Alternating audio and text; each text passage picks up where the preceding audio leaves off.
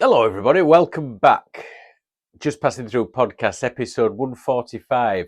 145, incidentally, was 50% of my phone number when I was growing up as a kid.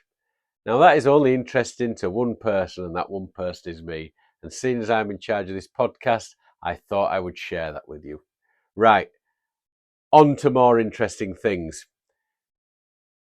The finer things in life, art, wine, classical music, things that I was never exposed to. Now, one of the greatest artists who is still alive today, Sir David Hockney, is a Bradford lad. He's from where I'm from. Came from much humbler upbringings than I ever did. And yet he became one of the finest, most respected artists that we have drawing breath in the world today. Now, before I start banging on about art, something which I have no experience of, something which I have no opinions about, apart from the Yorkshire one, is I know what I like when I see it, and that's it. You know, there is a Hockney Museum just outside Bradford in Saltaire in Salts Mill, and I went there with my dad 2019. Now, my dad was a bit of an artist in his time, and quite a good one, actually.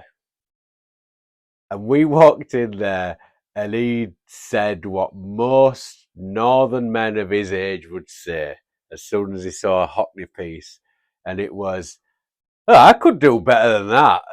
And you sort of think to yourself, well, why didn't you?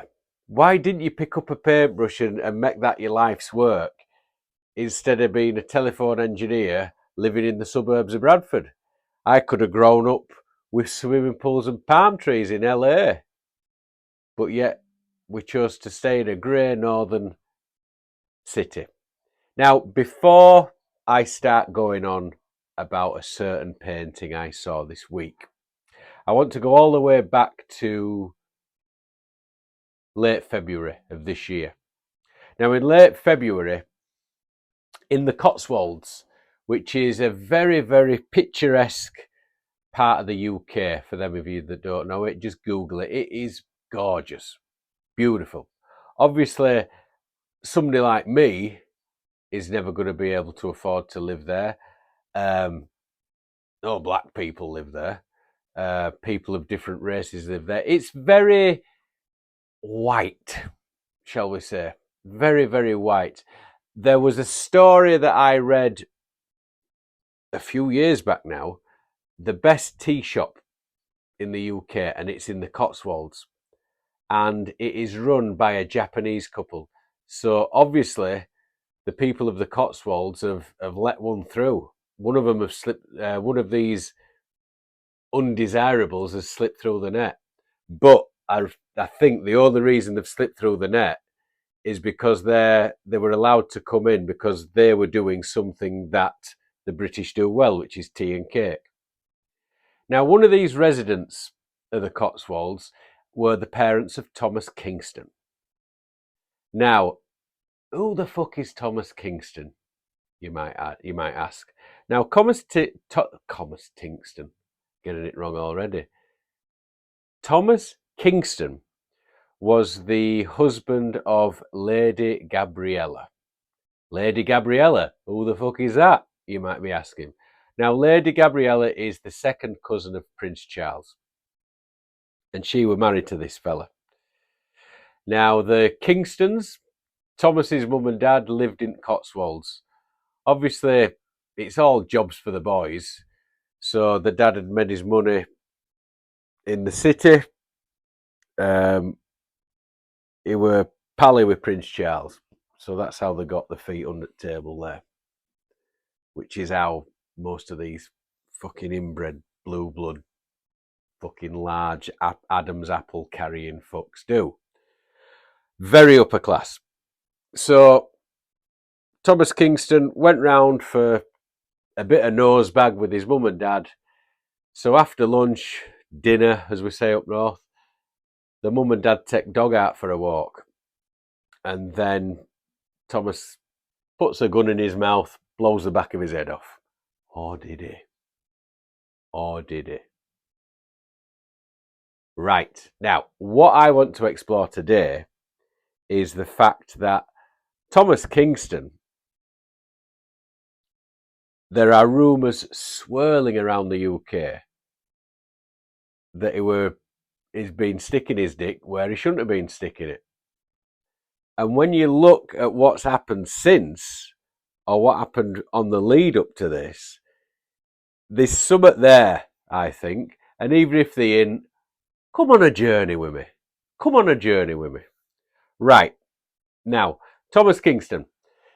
He's married into the royal family. He's married King Charles now. Still can't get used to saying that. Prince Charles, King Charles. He married King Charles's second cousin back in 2019. Now, before he married her, he used to get balls deep with Pippa Middleton. Now, Pippa Middleton is the sister of Prince William. So they're keeping it all in family.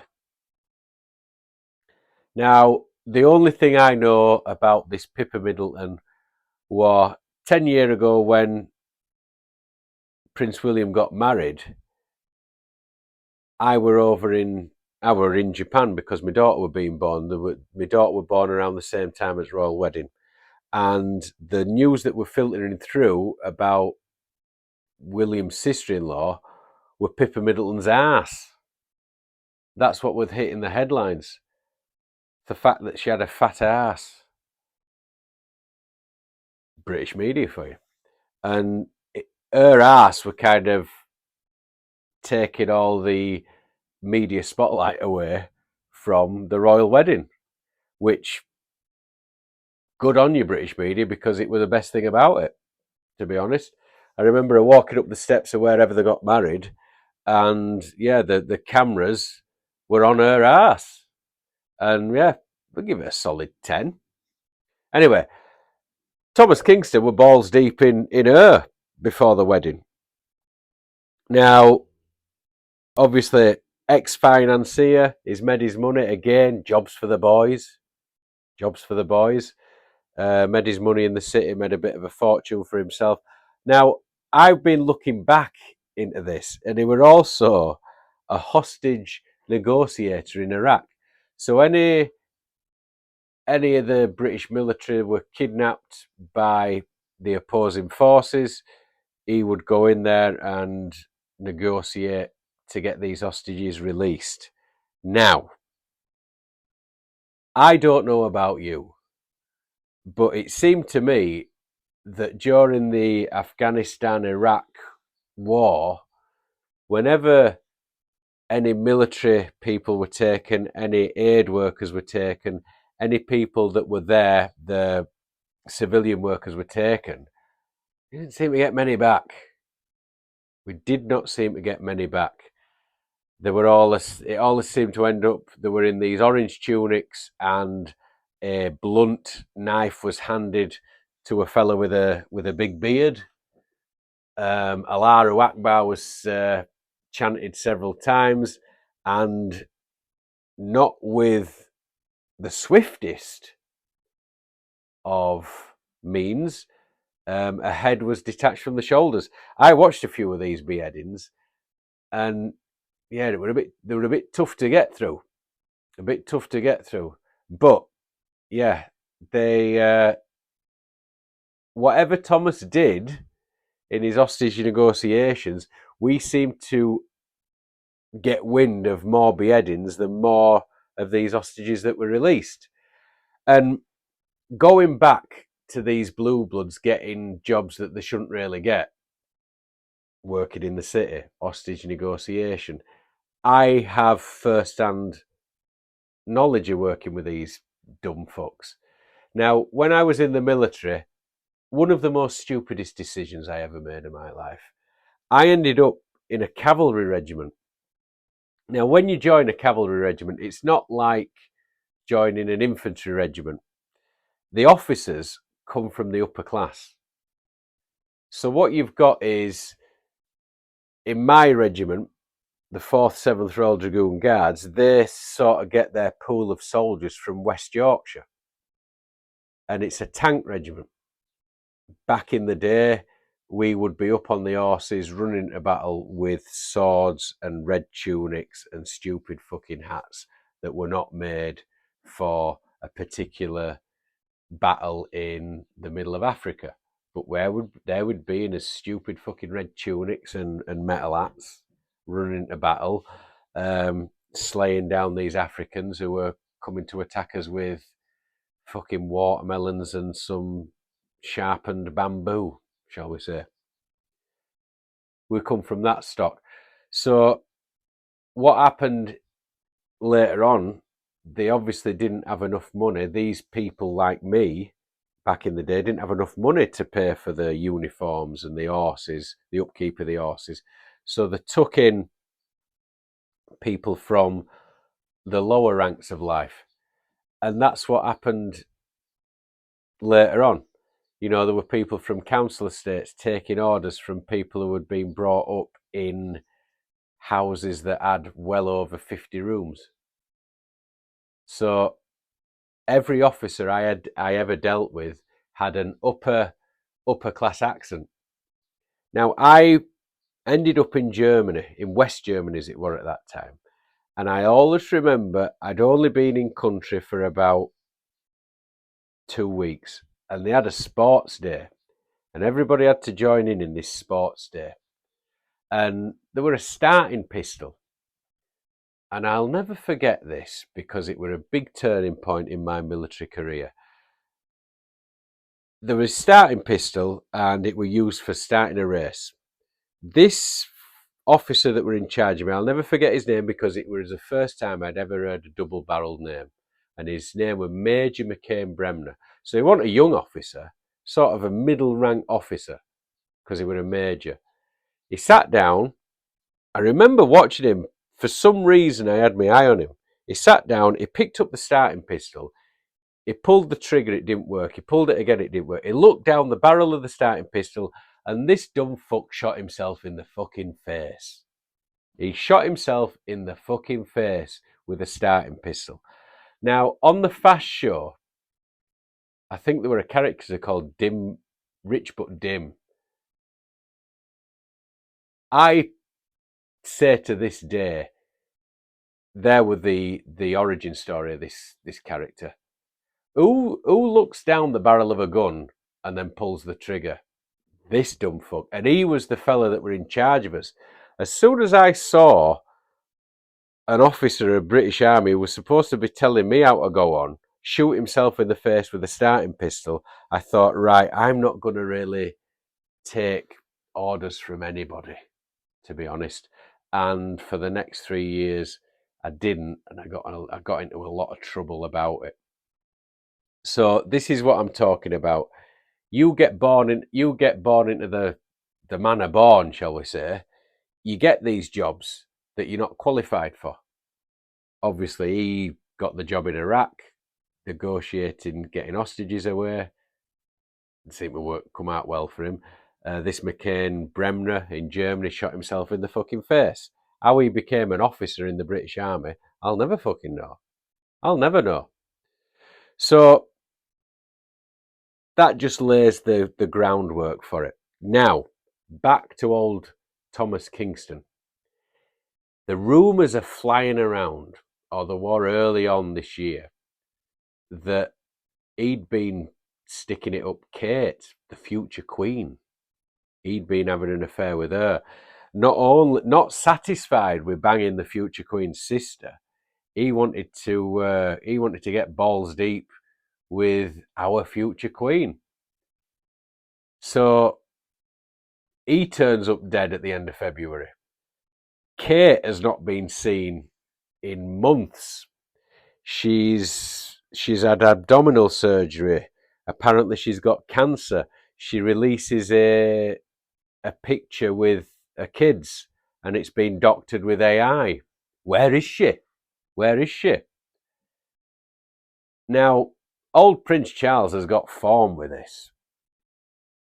You know, his wife had been knocked up by Dodi Fayed, the heir to the Harrods Empire, Mohammed Fayed's son. She were carrying an Arab prince in her stomach when she entered that tunnel in Paris and didn't come out the other side.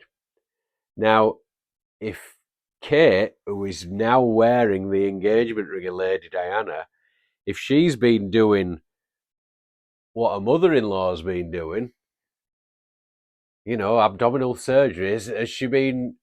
Is it a forced abortion that she's had? Who knows? But the message that Prince Charles sent out to, you know, his nearest and dearest, and I think the world, was shown last week when he grabbed hold of that red tassel and he pulled off that black sheet off his portrait. Now, Jonathan Yeo,